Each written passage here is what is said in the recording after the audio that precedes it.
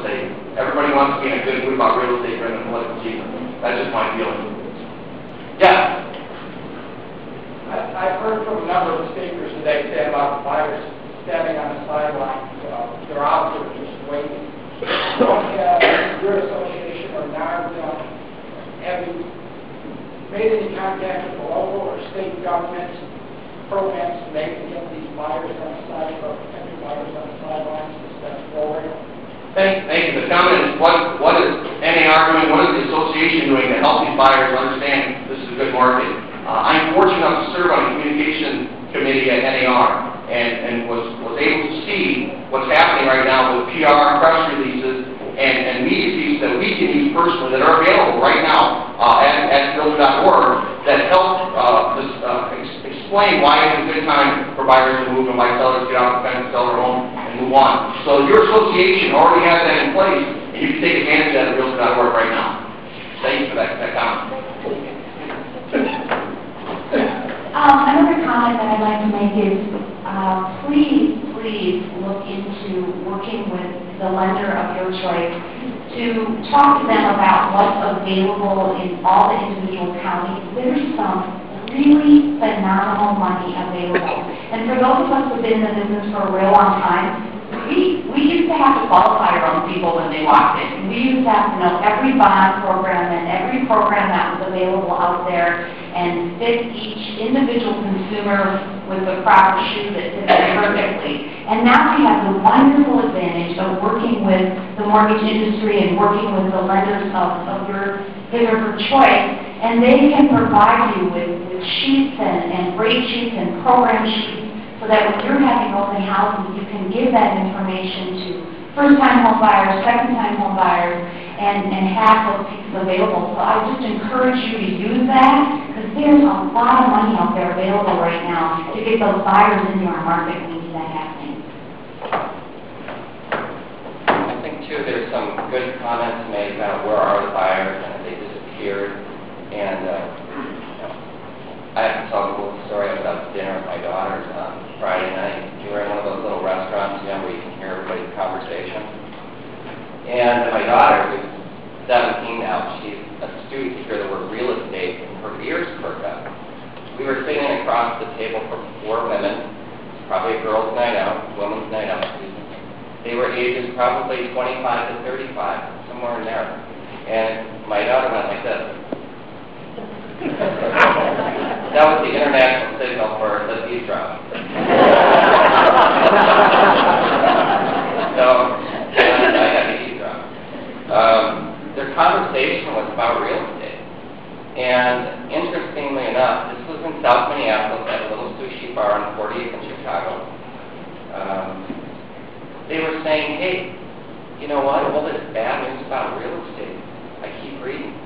Maybe we should think about buying now. And the other one looked at the other and said, yeah, we should think about it. And my daughter, she's thinking, failing, right? College is coming.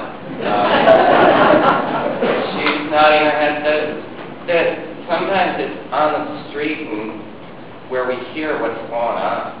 And I get really excited when I hear that. Well, then it wasn't any longer than Sunday afternoon, about 5 o'clock, I got a call from an agent. And they said they had a little house open in South Minneapolis. Now, it wasn't one of these girls, women. But she had 21 buyers come through her listing over in the Longfellow neighborhood in South Minneapolis. Now, I don't know if you remember what Sunday was like, but it was chilly. And it takes a pretty hardy Minnesotan to get out in the middle of January and look at houses and want to buy something. And so I think the buyers are out there, and I think we need to give more credit than what we do. I don't think they're hiding. I just think that they're taking in information and planning to. We've sold a lot of houses over the last 5 to 7 years, and I think there's a pause in the market. But as long as I've been selling real estate for over 20 years, one thing I've noticed is people prefer to buy than rent. Would you agree? I would. So that's a comment from the street.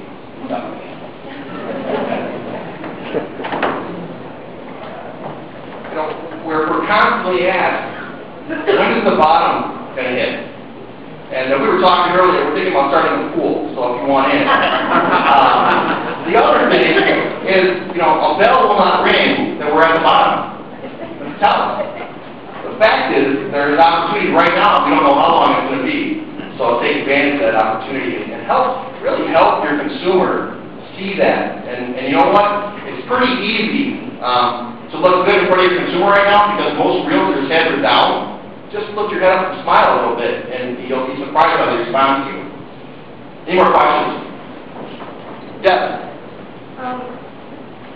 What I've heard glossed over today, but hasn't really been focused on, is one of the reasons for the high supply of homes is related to foreclosure. I know that you said that 98% of the people are paying their mortgage off on time, but there are areas in the communities that have been highly affected by foreclosure, and there have been these high foreclosures because people were put in part to bad mortgage products. So you've talked about the past that a lot of homes have moved through the market, but some of those people that were moved into homes were also connected to mortgage products that weren't sustainable. ARMs, no doc, low doc, zero down, interest only, whatever. And that has contributed to the foreclosure crisis, which has caused what you're seeing today, in part. And so I'm wondering if there has been any discussion, efforts, whatever, on the part of the industry, the real estate industry, on really looking at the final mortgage products that your buyers, your potential buyers are getting into, so this isn't a reoccurring syndrome. So we don't say, okay, next quarter's going to be great, there's all these buyers on the sidelines, let's get them into homes, but we're going to get them into another arm, and then 2 years down the road, they're going to be out in their home again. So I'm just wondering what kind of talks. Thank you. The comment was, if I could summarize, was that these loans that were out there probably weren't reasonable for people to get into, and that's why they're in foreclosure. What are we doing to not let this happen again? And many things. There aren't as many exotic loans out there anymore. You actually have to have income and a job, which is revolutionary, I know. But that is a big change, and I think you're going to see that. There's a place for those types of loans. They only are about 9% of the market, but there's a place for those loans in the marketplace for individuals who are temporary, moving, relocation. There's lots of reasons. But I believe that's one step that's being taking place. The other thing is that at the national level and also the local level, and at the realtor level, is where I really see helping consumers even negotiate with lenders, because of the foreclosure, it's lose-lose. Person's out of house, lender's out of payment. So I'm seeing some flexibility in that part of the market. I think that's it. Is that right? Right. Thank you very much. We appreciate it. Have a great day.